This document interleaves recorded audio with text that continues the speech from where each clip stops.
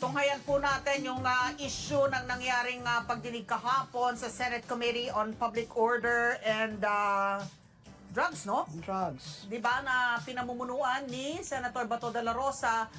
Nako, ito nga, nakakabahala kung may pahayag po kasi si former Senator Trillanes na bahagi daw ito ng planong destabilisasyon. So kailangan tayo po ay maging maingat sa pagsala ng natatanggap po nating mga impormasyon. Ang paniniwalaan nga yung tinatawag na straight from the horse's mouth. So, ang ating makakausap, isa sa mga pangunahing personalidad din po dahil siya ay bahagi ng Senado, siya ang chairman. Isa sa pag-uusapan natin yon, but because she's also the chairman of the Foreign Relations Committee, marami din pong nangyayari patungkol po dito sa ating, ito ang DFA, nagsalita na kanina, di ba?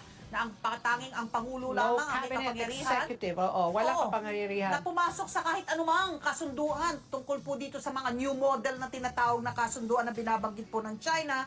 At dahil din siya din po ay bahagi, marami din siyang mga pahayag na tatanggap natin ng press release sa kanya tungkol sa mga issue po ng with regard to the agricultural sector.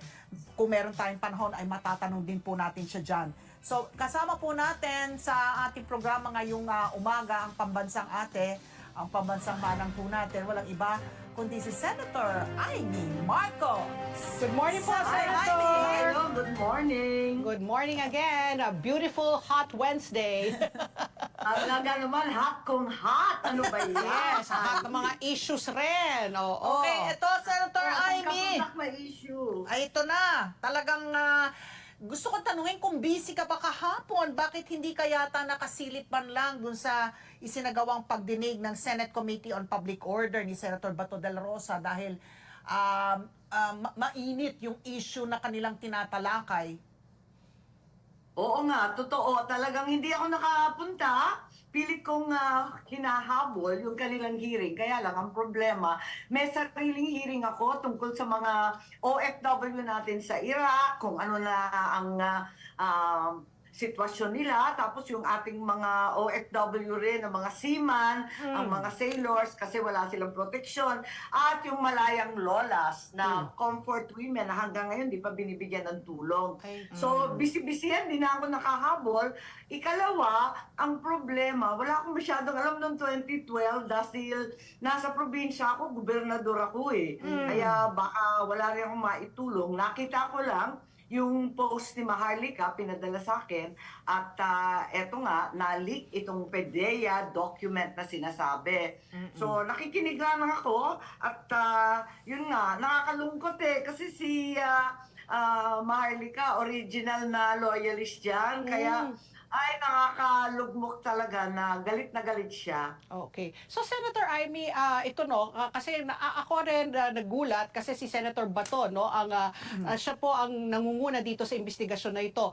Did you have any idea na he was going to call an investigation regarding this? Kasi sangkot rin po yung pangalan po ng inyong kapatid na nakaupo ngayong presidente. Nagbusina po ba siya? Nagbusina po ba siya sa inyo? At ano po yung naging reaction po? Hindi naman nagbusina kasi alam ko naman nakapending na yon. Meron talagang mga resolusyon na imbestigahan yan. Alam ko naman si Senator Bato gagawin niya ng tama. So, andyan. Hindi naman siya nagbusina pero yun nga, alam ko naka-schedule siya at bilang magiting at mahusay na pulis at Chief PNP, alam ko naman maayos ang gagawin. At sang-ayon ako doon kay Senator Cheese na wag nang haluan ng kung ano-anong implikasyon, alegasyon, akusasyon na politikal. Kasi sa hunot dulo nito, iisa lang naman ang ating dapat suriin sa Senado, was the document authentic or not? Yun lang naman yun. Sa pakiwari ni Bato, nagpahiwatig siya, authentic naman daw. So yun lang talaga ang dapat pagsimula ng investigasyon. Pero tulad ng sinabi ko, hindi ako nakapunte. Nakita ko lang yung maanghang na pananalita ni Apo Morales.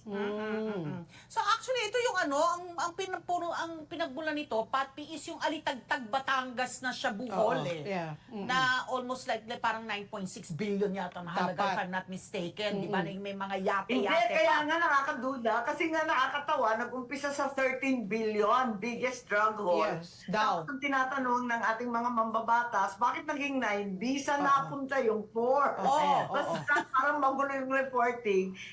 Kung minsan ganyan naman talaga, pero gusto nila ng paliwanag. Yes. So ngayon, sumesentro ang usapin nga kung paanong of course para ang presumption may dumukot nung naturang nawawalang dokumento ng PIDEA. Kanina hindi ko meron kaming pinatugtog manang Aimee na bahagi nung hearing kahapon na sinasabi nitong former PIDEA agent na si Jonathan Morales.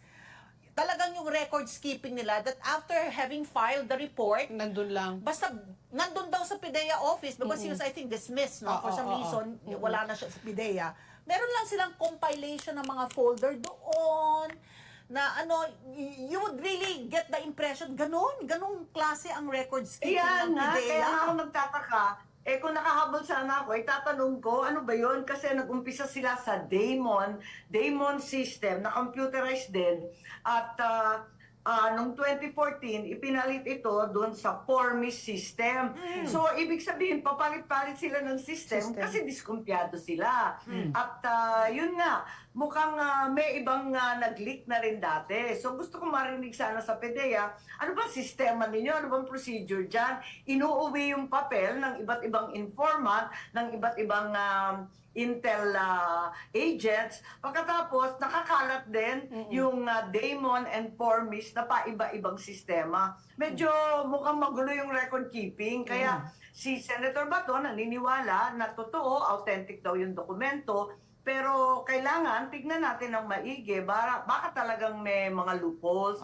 Kasi dapat hindi tayo mauwi sa politika, kundi talagang in aid of legislation na improve naman natin ng konti itong mga leaks na to. Alam naman natin ang drug trade, kabigat-bigat at talagang malakihang pera ang pinag-uusapan. So, Senator, ito na ba yung huli na itong hearing na ito?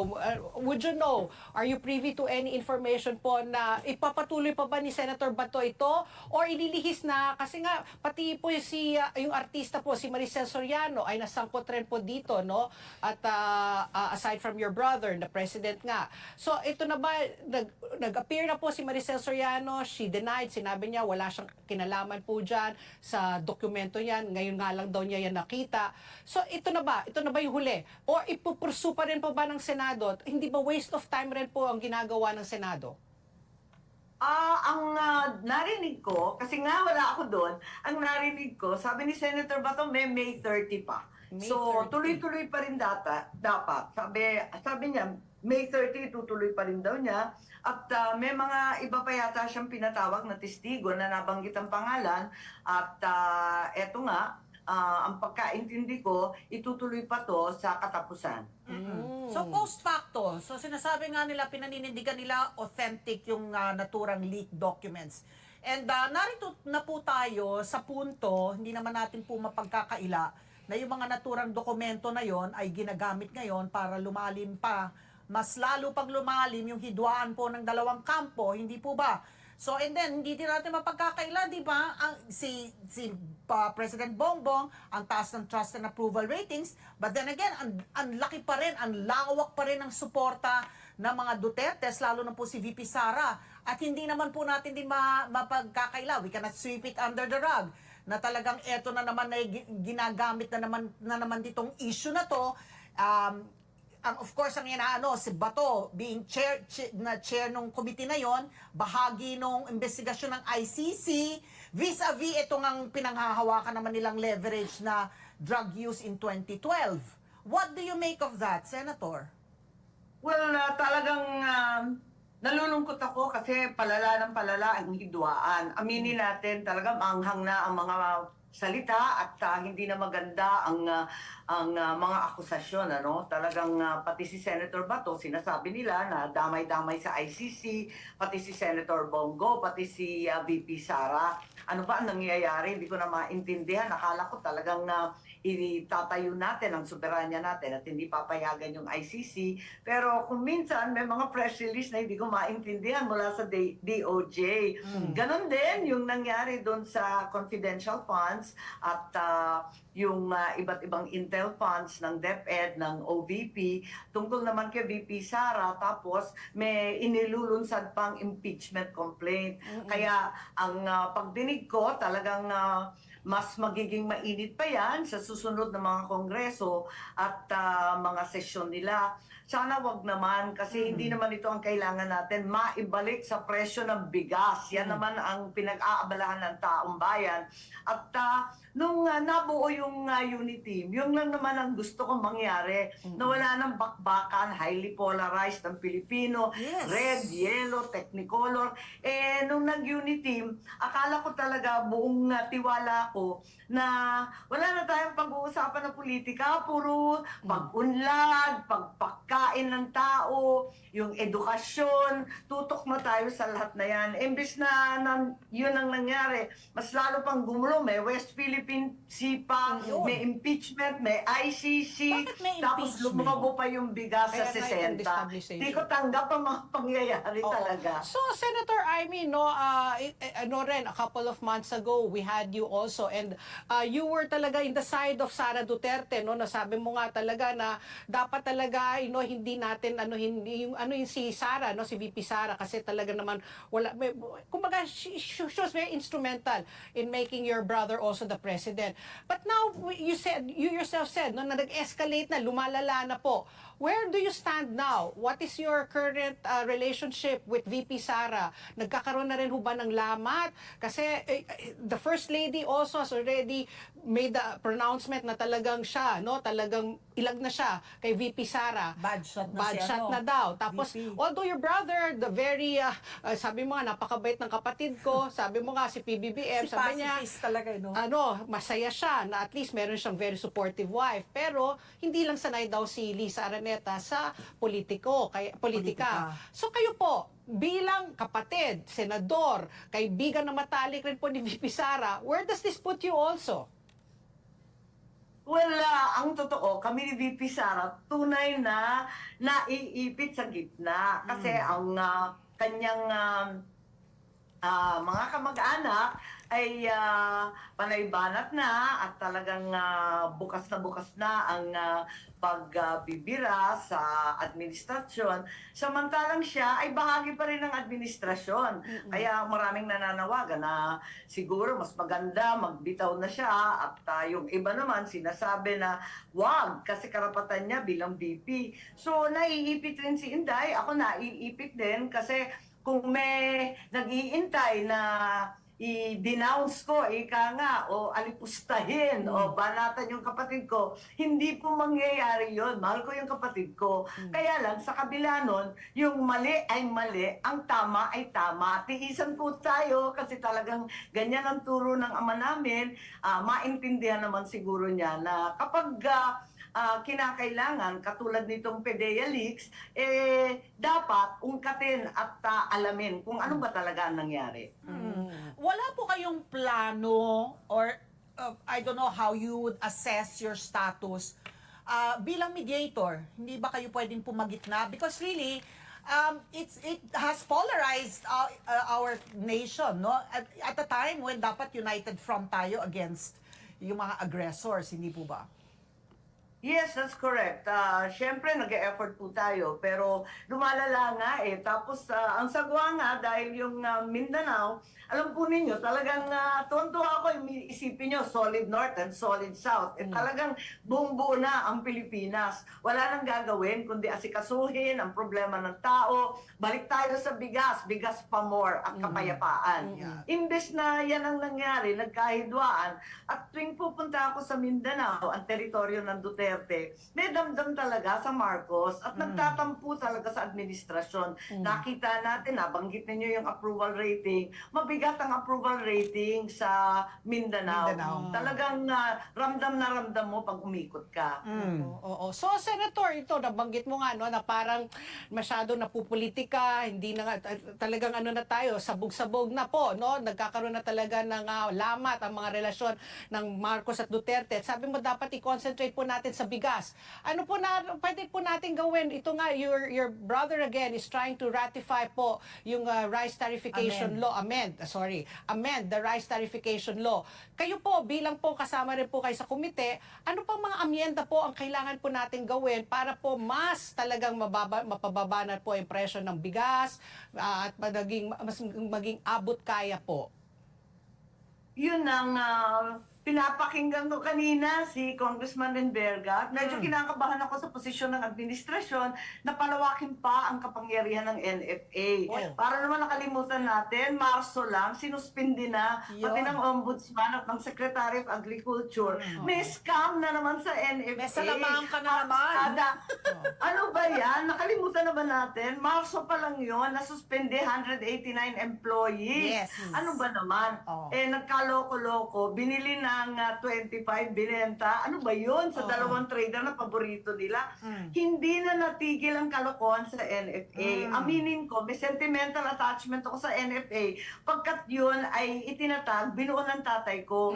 At nung panahon na yun, para naman nagwe-work siya kasama ng Kadiwa, ng FTI, isang buong sistema siya ng buying and distribution.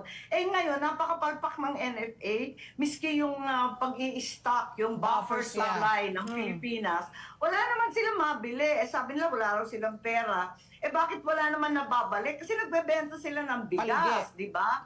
Bakit wala namang bumabalik? Kaya takot na takot ako na papalawakin na naman ang powers ng NFA. Kumbaga, kung magkakaroon ng government-to-government importation na hindi naman bawal at talagang karapat-dapat pag emergency, katulad nito, itong 60 pesos per kilo na bigas, sa akin, emergency to kasi walang may kaya nito. Sobrang mahal. Nakakaiyak kung makita mo yung mga kabataan pinaghahati yung cup noodles divided by 4 sa 4 na anak. Tama ba yun? At saka yung construction workers, ang kinakain na lang yung chippies. Naku, talaga naman.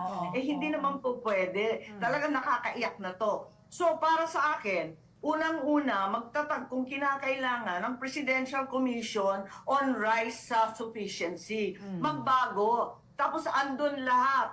Secretary of Agriculture, andun ang Presidente, andun ang Kadiwa, FTI, lahat sila nandyan nakaupo. Para may sisisihin, please, wag ibigay kaya sa NFA. Para naman nakalimutan natin, 2 buwan pa lang nakalipas, nagkaloko-loko na naman. Ano ba? And at saka historically, hindi ba, Senator Amy, kaya nga nagkaroon ng pinasaang RTL dahil na rin sa corruption ng NFA. That's why they were stripped of their powers before. Correct, sinabi mo pa. Kasi ang tanging trabaho sana nila mag-buffer stock para sa Pilipinas kahit paano, nasa 60 days, 90 days, abot kaya natin, masusustento natin ang supply ng bansa. Yun ang trabaho sana nila. Imbes na ganon, wala silang ginawa kundi mag-import. Imbes na bumili sa lokal, nag-import sila kasi ang kickback, bongga. Talaga, insurance, shipping, kickback, 2 pesos kada sako, go! Ayan. So wait, enjoy sila mag-import. Senator Amy, if the lower house is going to pass the amendments to the rice tarification law, tapos giving back the powers of the NFA, para lang, actually maganda sa pagdinig para maibalik natin ang NFA rice sa pamilihan, para yung mga mahihirap, may mabibiling murang bigas. Sounds good, di ba? Para may bigas din sa Kadiwa. But, ang sinasabi nila, may assurance na lalagyan natin ng safeguards yan para ang NFA hindi pwedeng mangurap. What do you feel about that? Ako, dapat mas malaking authority ang ilagay dyan, yung may Secretary of Agriculture, pwede rin na talaga nandyan ang chairman na si Presidente. Kasi itong rice is life. Alam natin yan, life is rice. Hindi pangkaraniwang produkto ang bigas. Ang bigas ay talaga buhay ng Pilipino Yes. sa araw-araw. Oo. Kaya hindi pwedeng basta-basta at wag naman natin ibigay sa isang grupo o isang ahensya na napakaraming problema. Tinanggal yung import power nila, tuloy-tuloy pa rin ang ginawa. Binenta pa rin ang 25 sa paborito nila. Hindi pa rin nila mabuo yung buffer stocking. Namili sila sa ating mga farmers sa maling presyo. Walang nabili sa 19 pesos. Paano yung merkado? 24 na. Correct. Nagtaas sila ng 30 pesos. Tapos na yung ani. Nabenta na namin lahat ng bigas mula sa Ilocos hanggang sa Nueva Ecija, hanggang sa Iloilo, hanggang sa South Coast. Pambihira naman yung NFA na yan. Oo. Hindi na tumama. Parang nakailang appointment na dyan. Ibig sabihin, may problema talaga. So as much as I hate to admit it, dysfunctional na yung sistema ng NFA. Okay. Kailangan ng bagong template, bagong paradigm. At the same time, dapat ang mas importante, palaki ng palaki ang koleksyon sa ating rice tariff, sa importasyon. Ngayon, ang dapat mangyari dyan, ang makinabang diretso sa ating mga farmers. Ibig sabihin, sa ngayon, billion-billion yan, no? That's 12 billion, I think, in the last year. And it was given to PhilMec, to mechanize and fill rice. Ibig kong dagdagan na kung maaari, ibigay na rin sa mga LGU para sila ang bumili diretso. Total, may mga milling naman at post-harvest ng LGU.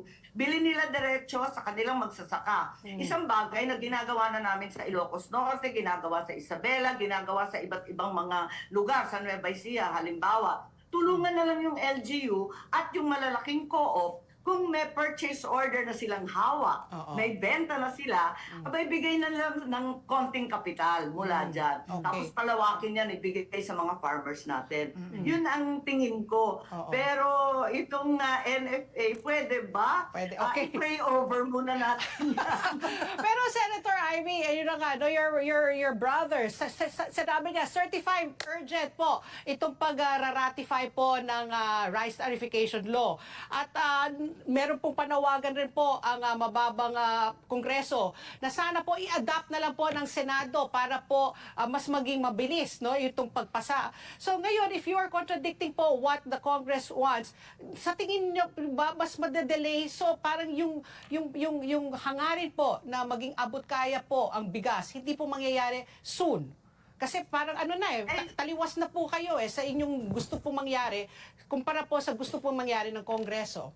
Hindi, pare-pareho naman natin na minimithi na ibagsak ang presyo. 60 pesos is insane. It's really unacceptable. Kasuklam-suklam talaga ang presyo ng bigas. Hindi tama.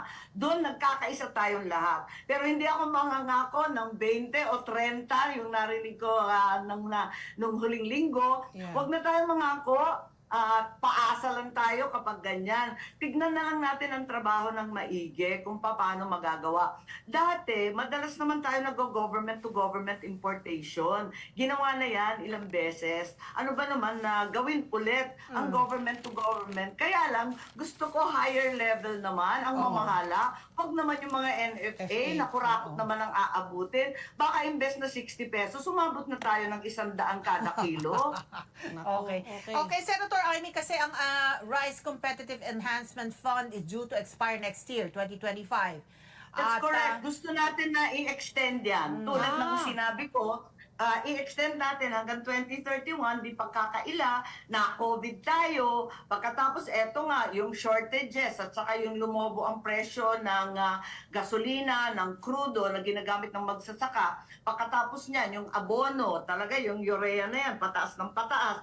Tapos, nakita ko rin kanina sa NIA, sina Eddie Guillen, nangangapa pa yan dahil talaga namang pinabayaan ng irigasyon. So ang dami natin problema, i-extend natin until 2031, number one. Ikalawa, palawakin natin at diretsahin natin ang pakinabang nung nakokolektang buwis at ibagsak sa mga magsasaka, kooperatiba at LGU na talagang may benta na. Oo. So ano, 10 billion pa rin? Isa Litong pa 10 billion? siguro. Hindi, Ang sabi talagang- ko 12 Alam mo, billion. Sige po. ang ending kasi talaga nito, 12 billion yun last time na nakita ko. Ang alam ko, lalaki pa yan kasi padami ng padami ang imported natin. Yeah. Ang pinaka-importante para ibagsak ang presyo talaga sa atin-atin na lang, unang-una, kailangan may agreed upon minimum price. Kausapin ng magsasaka. Ano ba talaga ang cost? Kasi ang tunay na cost of production, lumobo na. Dahil nga sa abono, crudo, ngayon tubig pa. So talagang matindi. Mag-usap tayo, magkano ba talaga yung cost of production, magkasundo sa minimum price. So, wag na yung 20-30, benta na ang pag-usapan at ibenta sa LGU, Co-op at iba pa. Bago pa ng taniman, magkasundo na. At the same time, yung presyo Parang yun, contracted, no? parang outsource, parang Outsource na. contract farming. Bago pa itanim, Contract farming ang kinontrata mo labas. na. Tama. Tapos, yung ating consumers, aalamin yung presyong yun. Tapos, ang gobyerno, kahit papano, at saka yung mga korporasyon, kooperatiba, talagang i-cut out na natin ang middleman. Kasi talagang hindi ko maintindihan, nakakartel naman, pati yung bodega ngayon nakakartel. Kawawa talaga yung ating mga magsasaka. Hindi ka pwede magbodega, ikakalat mo kung saan sa lansangan at sa bukid yung ani mo. Hindi naman tama yon. Yung milling nakakartel. Tapos yung mga biyahero, ayan, makikita mo naman sa presyo, bagsak na bagsak ang presyo sa bukid, sa farm gate. Pagdating sa palengke, paano umabot ng 60 yun? Talaga naman, labis-labis naman ang kinikita nung nasa gitna, yung middleman natin. Ano bang ginagawa ng trader at biyahero? Sobrang yaman naman nila. At wala pa rin pong mga nakukulong na mga Wala. nag-hoarding, nagpa-price manipulation. Senator, kailan ba Sinabi masasampulan? mo. Ha? Naku, Pat, sinabi mo, Yeah. yun nga sinasabi ko, ang dami-dami na ninyong photo ops, ang katutak na selfie. Correct. Oo. Ano ba? Ang dami ng bodega na linusob, at saka yung media hindi naman nagkulang. Talaga naman, sinulat na yung pangalan ng korporasyon, yung address, yung kung anong mga opisyal. Wala pa rin. Yeah. Naglabas sila ng listahan na 4 daw ang kaso. Magmula noon, siguro isang taon na yata, wala nang lumabas. May kinasuhan ba? May nakulong ba? Naku talaga naman. Oo. Kaya nga, so Senator, ito magbaliwala. meron kaming pinag-usapan dito. I don't know if you heard about yung ruling ng Court of Appeals na pinagbabawal itong commercial propagation ng BT talong at saka golden rice. And ngayon, the ruling is read to be, pati na rin damay na rin yung ibang GMO. So the last we heard, meron daw na ulinigan na ulat na, I don't know if you care na silipin ninyo, ang beer plant industry daw, parang hesitating also to issue mga import permits for almost like all the GMO. Kasama na dyan yung GMO corn na patoka, ginagamit na patoka na feeds para po sa mga hayop. Tama yun. Talagang nahibang-hibang kami lahat doon sa ruling ng CA at sana maapela sa lalong madaling panahon dahil ang pagkaalam namin, yung golden rice, matagal nang tinatanim pagkat approved ng International Rice Research Institute. Yung IRI na talagang ultimate authority, pinakadalubhasang mga sayantipiko. Sabi na ayos naman daw yung golden rice, pati yung BT talong. Kaya nagtataka kami, paano nangyari yun? At higit sa lahat, yung diferensya, kasi it's a whole spectrum of genetic enhancement. May genetic enhancement na sinasabi na nilalagyan ng protein. May karagdagang protein, ang bigas, ang wheat, at iba't iba pang carbo sources. Pero may sinasabi na genetically modified. Yung totally ginalaw na daw yung DNA nung tanim.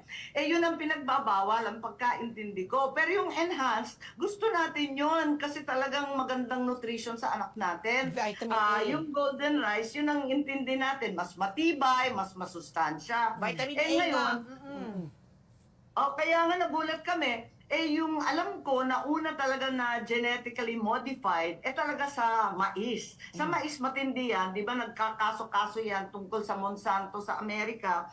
Kaya medyo lito kami lahat. Hindi mo malaman kung ano itatanim dahil napakaraming hybrid na talagang enhanced. Bakit hindi i-enhance? Mas maganda naman talaga kung mas maraming ani at mas masustansya. Anong problema doon? Pesticide, di ba? In-approve ng IRI. Resistance. Oo. So ano ngayon, kayo po ba, ipapatawag nyo ba ang Greenpeace po? Kasi sila po ang nagsampa ng kaso para po talagang pwede bang i-withdraw kaya yan ang CA? Or can you legislate, di ba? Although I heard nga, sabi po ng ano nila, na ang Solicitor General's Office po ay gagawa po ng apela para po ma-reverse yata yung naging desisyon. Well, I think marami pang apela at yun nga, may naghain na ng kaso. Kaya siguro hindi muna mag-investigate. Tignan natin kung anong kilos ni Senator Villar, Cynthia Villar, siya ang head ng agriculture. Pero ako bilang chairman ng co-op, nagpapanik po. Kasi ang dami-dami talaga nagtatanim niyan noong pa. Matagal-tagal na yan. Tagal na, At higit sa lahat, damay-damay na dyan lahat ng genetically enhanced. Higit lalo yung mais na tulad nga ng sinabi ni Ali, wala nang kakainin yung mga manok, baboy, at iba pa. I would just like to, ito na, final na, last point, ibabalik ko lamang dun sa PIDEA leaks na napagtanto ko lamang ngayon lang. Higan lang kita ng reaction kasi 2012 was the administration of Pinoy. So Aquino yan. So bakit mo isusuppress kung merong PIDEA document that na sinasangkot na illegal drug user ang isang Marcos during the time of Aquino? What do you make of that? Well, may binabanggit na mga pangalan na lumakad according to Mr. Morales. Pero yung narinig ko lang na nalalaman ko, may lumakad daw sa administrasyon. Hindi ko nga alam at kung paano na damay si Presidente Duterte, nandun naman siya sa Davao habang nandun naman ako sa Ilocos. Sa probinsya kami pareho, pakilam namin dyan. Oo. So anyway, so Senator Amy, it's always a pleasure to have you on the show kasi parang yung dugo namin nabubuhay sa mga sa mga issue na tinatalakay ninyo. Talaga. Ako may last question. May last question, Senator Amy. Peace na ba kayo ng pinsan mo? Ano?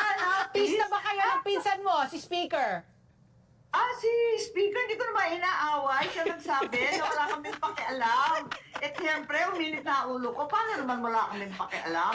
Bira. Pero, ayun, hindi siya masyadong happy pag nakita ako. Ako binabati ko kahit paano.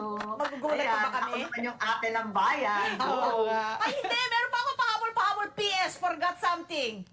Bakit sabi po ni First Lady Lisa? Kasi hinahanap daw kayo ng nanay nyo dun sa mga Sunday lunch. O Sunday dinner ba yan? Lunch, So yeah. sabi ni First Lady, sister, outlaw lang naman ako. Ano naman yung kapangyarihan ko na pagbawalan na dumalo sa mga Sunday get-together si Senator Ay, Amy. Totoo. Hindi ako pumupunta kasi umiiwas ako. Feeling ko hindi ako masyadong welcome na aalangan ako. Kaya mabuti nang umiwas. Iwas. Oo. Iwas pusoy ka na. Oo. Senator, thank you so much. Kasi Thank you very much. pag kami ang nagtatanong, talagang sumasagot ka, no? Thank you so much. Thank you very much, Oo Senator nga. Amy. Oo, hindi ko talaga matiis eh. Dandalan lang. Marites lang, ever. Oo. Love, Thank peace, you. unity, and brotherhood, and sisterhood. Bye! Thank you po! Thank you, Senator Bye, Amy. ESPN. Mabuhay ang Net 25. Thank you po. Thank you po kay Senator Amy Marcos.